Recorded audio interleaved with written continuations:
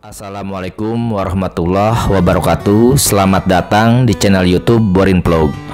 Kali ini saya akan mengisahkan sebuah kisah legenda mengenai asal-usul Gunung Manglayang. Gunung Manglayang yang terletak di Kota Bandung dan juga Kabupaten Sumedang.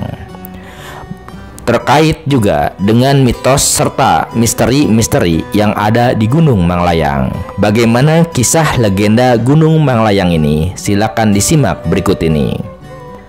Gunung Manglayang adalah sebuah gunung bertipe stratopulkano yang tidak aktif yang terletak di antara Kota Bandung dan juga Kabupaten Sumedang, Jawa Barat.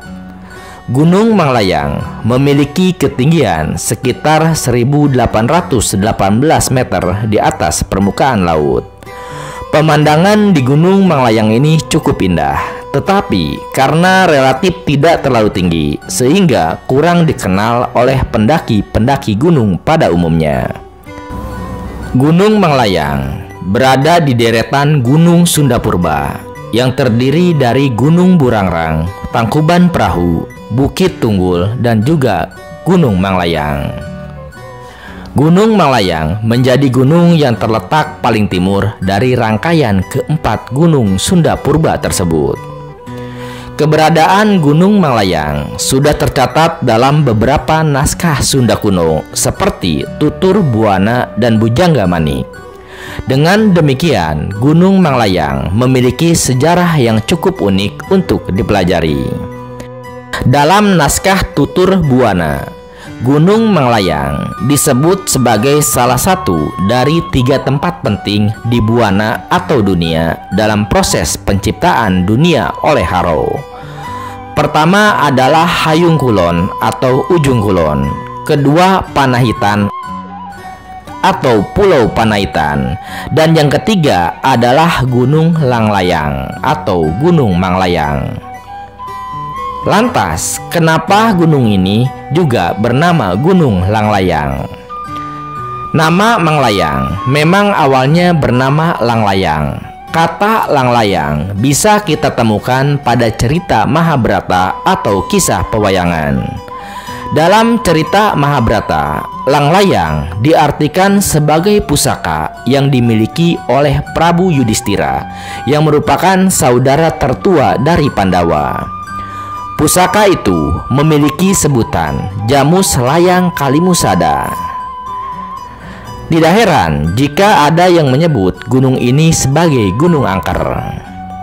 Tidak hanya itu, dalam cerita pantun Munding Laya di Kusuma diceritakan bahwa seorang kesatria Pajajaran bernama Munding Laya harus mencari pusaka dewa yang bernama Layang Sasakadomas untuk dijadikan tumbal agar negaranya menjadi lebih aman dan makmur.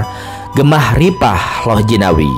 Slogan tersebut kini dipakai oleh pemerintahan Kota Bandung. Dari kedua naskah itulah dapat disimpulkan bahwa kata Langlayang memang diartikan sebagai pusaka dewa. Jadi, apabila di sebelah timur Kabupaten Bandung, kita akan menemukan nama Gunung Wayang sebagai napas dewa atau surga. Wa berarti napas atau suara, sementara Hyang berarti dewa atau surga. Maka di sebelah utara Kabupaten Bandung, kita akan menemukan Gunung Langlayang sebagai pusaka dewa atau surga. Dan seiring dengan waktu, kata Langlayang memperoleh awalan ma menjadi Malayang, yang lama-kelamaan berubah menjadi Manglayang.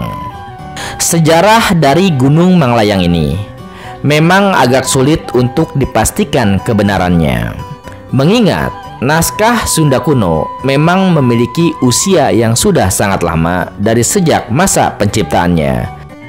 Terlebih, banyak juga cerita rakyat yang diceritakan dari mulut ke mulut, namun tidak jelas sumbernya dari mana. Selain berdasarkan kisah pewayangan tersebut, ada juga versi lainnya mengenai asal-usul Gunung Manglayang. Versi yang satu ini juga mengatakan bahwa kata Manglayang berasal dari kata layang. Layang dalam bahasa Sunda yang artinya adalah terbang. Konon katanya penamaan tersebut dikaitkan dengan legenda kuda terbang Sembrani. Suatu kisah menceritakan bahwa kuda Sembrani ini mengalami kecelakaan ketika ia sedang terbang dan kemudian terjatuh di atas sebuah gunung. Kuda Sembrani konon katanya merupakan kuda milik Prabu Layangkusumo. Suatu ketika Prabu Layangkusumo ini melakukan perjalanan dengan kudanya tersebut dari Cirebon menuju Banten. Namun perjalanan mereka terhenti di tengah jalan sebab kudanya oleng dan kemudian terjerembab di atas sebuah gunung. Selain itu, kuda tersebut pun terjebak di suatu lumpur sehingga membuat dirinya tenggelam dan hanya menyisakan kepalanya saja. Hampir selama ratusan bahkan ribuan tahun, kuda tersebut terjebak di sana sehingga dirinya pun membeku menjadi sebuah batu. Dan batu ini kini masih ada di Gunung Manglayang dan disebut dengan nama Batu Manglayang. Dan diyakini dari penamaan batu inilah asal-usul nama Gunung Manglayang. Masih dalam kisah mengenai Prabu Layangkusumo, dikisahkan ia tidak bisa berbuat banyak untuk membantu kudanya yang terjebak di lumpur tersebut. Dia hanya bisa menunggu seraya berharap bahwa kudanya bisa segera bebas. Karena tidak bisa berbuat apa-apa, Prabu Layangkusumo hanya menunggu duduk di atas batu yang kemudian bernama Batu Kursi. Itulah cerita dari Batu Kursi yang juga ada di Gunung Manglayang.